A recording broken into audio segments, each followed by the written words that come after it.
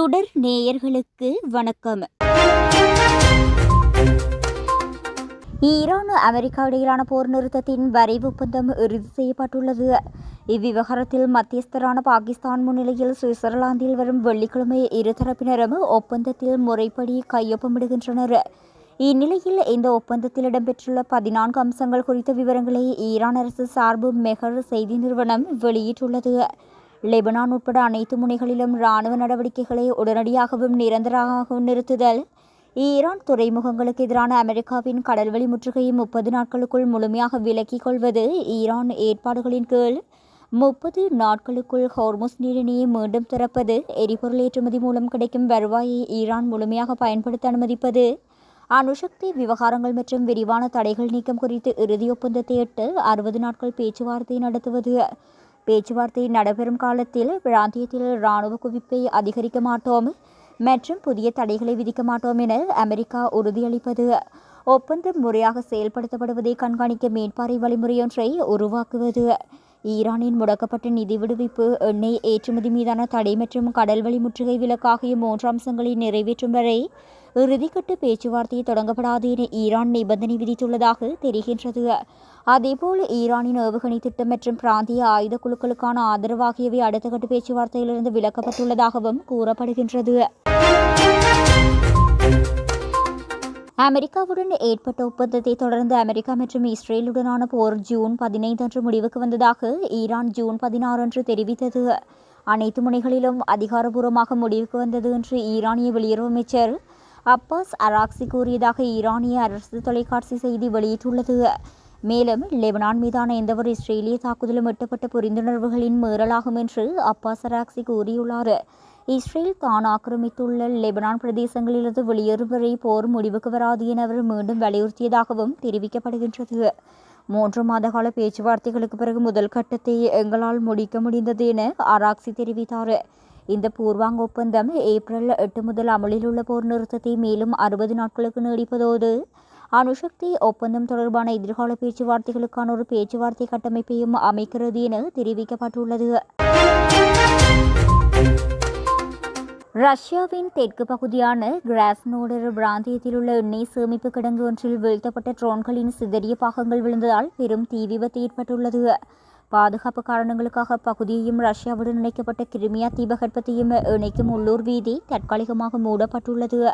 புகழ்பெற்ற சுற்றுலா தலமான கிராஸ்னோடரில் எரிபொருள் பற்றாக்குறை ஏற்பட்டு பொதுமக்கள் மத்தியில் பீதி நிலவி வருவதாக பிராந்திய ஆளுநர் தெரிவித்துள்ளார். எரிந்து சாம்பல் துகள்கள் காற்றில் பரவினாலும் அவை சுற்றுச்சூழலுக்கோ அல்லது விவசாயத்திற்கோ பாதிப்பை ஏற்படுத்தாது என ஆளுநர் மிகேல் ஜெவ்ரியோ தெளிவுபடுத்தியுள்ளார். ஒரே இரவில் மட்டும் உக்ரைனின் 172 ட்ரோன்களை தங்களின் வான் பாதுகாப்பு படை சுட்டு வீழ்த்தியுள்ளதாக ரஷ்ய பாதுகாப்பு அமைச்சகம் தெரிவித்துள்ளது.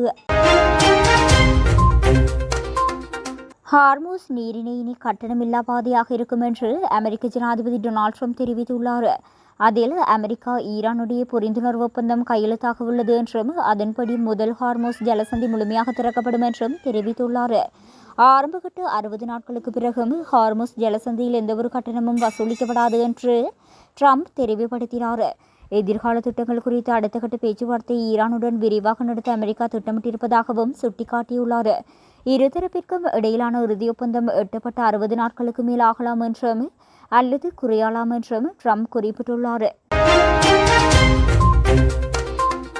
கலிபோர்னியா லாஸ் ஏஞ்சல்ஸுக்கு வடக்கில் அமைந்துள்ள எட்வர்ட்ஸ் விமானப்படை தளத்தில் அமெரிக்க இராணுவ விமானம் ஒன்று நள்ளிரவில் விபத்துக்குள்ளாகியுள்ளதாக தெரிவிக்கப்பட்டுள்ளது. எட்வர்ட்ஸ் விமான தளத்தில் புறப்பட்ட சிறிது நேரத்திலேயே அமெரிக்க விமானப்படையின் B-52 ஸ்ட்ராட்டோஃபோர்டர் ரக விமானம் விபத்துக்கு உள்ளாகியுள்ளது. இதன்போது 8 பேர் உயிரிழந்துள்ளதாக தெரிவிக்கப்பட்டுள்ளது. இவ்வாறு விபத்துக்குள்ளான விமானம் B-52 என்பது 1950கள் முதல் அமெரிக்க விமானப்படையில் சேவையில் உள்ள நீண்ட தூர உத்திசார் குண்டுவீச்சு விமானமாகும். வியட்நாம் வளைகுடா பகுதி, ஈராக், ஆப்கானிஸ்தான் மற்றும் மிக சமீபத்தில் ஈரான் ஆகிய இடங்களில் நடந்த மோதல்கள் உட்பட பல இராணுவ நடவடிக்கைகளில் அமெரிக்கா இந்த ரக குண்டுவீச்சு விமானத்தை பயன்படுத்தியுள்ளதாகவும் தெரிவிக்கப்பட்டுள்ளது. ரஷ்யாவின் அதிநவீன Tu-22 M3 ரக உத்திசார் குண்டுவீச்சு விமானம் ஒன்று சைபீரியாவின் இர்குட்ஸ்க் பிராந்தியத்தில் நேற்றைய தினம் வழக்கமான பயிற்சி பரப்பில் ஈடுபட்டிருந்த போது விமானம் கட்டுப்பாட்டை இழந்து செங்குத்தாக தலைகீழாக தரையில் பாய்ந்து விழுந்து நொறுங்கியது. இந்த விபத்து அங்காரா நதிக்கரையில் உள்ள ஒரு காட்டுப்பகுதியில் நடந்ததாக சமூக ஊடகங்களில் வீடியோக்கள் வெளியாகியுள்ளன. விமானம் தரையில் மோதுவதற்கு சில நொடிகள் முன்பாக அதில் இருந்த 4 இராணுவ வீரர்களும் தங்களின் அவசரகால இருக்கை தொழில்நுட்பம் மூலம் விமானத்தில் இருந்து பாதுகாப்பாக வெளியேறி உயிர் தப்பினர். அவர்களின் உயிருக்கோ அல்லது ஆரோக்கியத்திற்கோ எந்த ஆபத்தும் இல்லை என்று ரஷ்ய பாதுகாப்பு அமைச்சகம் அதிகாரப்பூர்வமாக தெரிவித்துள்ளது. விபத்துக்கான காரணம் குறித்து இராணுவ அதிகாரிகள் தீவிர விசாரணைகளை மேற்கொண்டு வருகின்றனர். பிரான்ஸ் நாட்டில் ஏவியான் நகரில் G7 உச்சி மாநாடு நடைபெறுகின்றது. இதில் பங்கேற்பதற்காக பிரதமர் மோடி ஏவியான் நகருக்கு சென்று சேர்ந்துள்ளார். இதன் ஒரு பகுதியாக அமெரிக்க ஜனாதிபதி டொனால்ட் ட்ரம்ப், கத்தார் நாட்டின் மன்னர் ஷேக் தமீம் பின் ஹமது அல் தானி ஆகியோரும் ஏவியான் நகருக்கு வந்துள்ளனர். அவர்கள் இருவரும் முக்கியத்துவம் வாய்ந்த இருதரப்பு ஆலோசனை கூட்டம் ஒன்றை நடத்தினர்.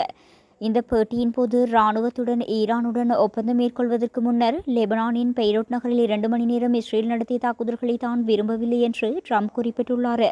தொடர்ந்து அவர், அமெரிக்கா இல்லை என்றால் இஸ்ரேல் இல்லை, நான் இல்லை என்றால் இஸ்ரேல் இல்லை, ஏனெனில் நான் செய்த விஷயங்களை துணிச்சலாக செய்யக்கூடிய வேறு ஜனாதிபதி இல்லை என்று தெரிவித்தார். நெதன்யாகுவுடனான சிறந்த முறையில் உறவு வைத்துள்ளனர், ஆனால் லெபனான் விவகாரத்தில் அதிக பொறுப்புடன் அவர் நடந்து கொள்ள வேண்டும் என்று குறிப்பிட்டார். இதேபோன்று கத்தார் மன்னர் கூறும்போது, மத்திய கிழக்கில் நிலவும் முக்கிய தருணத்தில் உங்களுடைய தலைமைக்காக நான் நன்றி தெரிவித்துக் கொள்ள விரும்புகின்றேன். எங்களிடம் நண்பர்கள் உதவி கேட்டால் நாங்கள் உதவி செய்யவோ எப்போதும் தயாராக இருக்கோம் எனவும் தெரிவித்துள்ளார். உக்ரைனில் அமைந்துள்ள வனவிலங்கு உயிரியல் பூங்கா மீது ரஷ்யா ட்ரோன் தாக்குதல் நடத்தியுள்ளது. உக்ரைனிய ஜனாதிபதி ஜெலன்ஸ்கி G7 நாடுகளின் தலைவர்களுடன் முக்கிய ஆலோசனையில் ஈடுபட்டுக் கொண்டிருந்த போது உக்ரைனின் 2வது பெரிய நகரமான கார்கிவ் மீது ரஷ்யா ட்ரோன் தாக்குதல் நடத்தியுள்ளது. ரஷ்யாவின் இந்த தாக்குதலில் பல விலங்குகள் கொல்லப்பட்டுள்ளன, மேலும் பல விலங்குகள் காயமடைந்துள்ளன.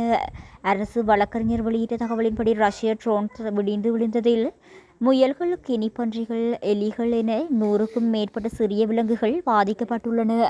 10 முயல்கள் கொல்லப்பட்டிருப்பதுடன் ஜானி அடைப்பு பகுதிக்கருகில் இந்த தாக்குதல் சம்பவம் நிகழ்ந்ததால் அப்பகுதியில் இருந்த ஜானி மிகுந்த மன உளைச்சல் இருப்பதாக தெரிவிக்கப்பட்டுள்ளது. அதிர்ஷ்டவசமாக பெரிய விலங்குகள் இதற்கும் உடல் ரீதியான காயங்கள் ஏற்படவில்லை. அதே நேரத்தில் ரஷ்ய ட்ரோன் தாக்குதலில் உயிரியல் பூங்காவில் இருந்த பார்வையாளர்கள் மற்றும் ஊழியர்கள் யாருக்கும் எந்த பாதிப்பும் ஏற்படவில்லை என்பதும் உறுதி செய்யப்பட்டுள்ளது.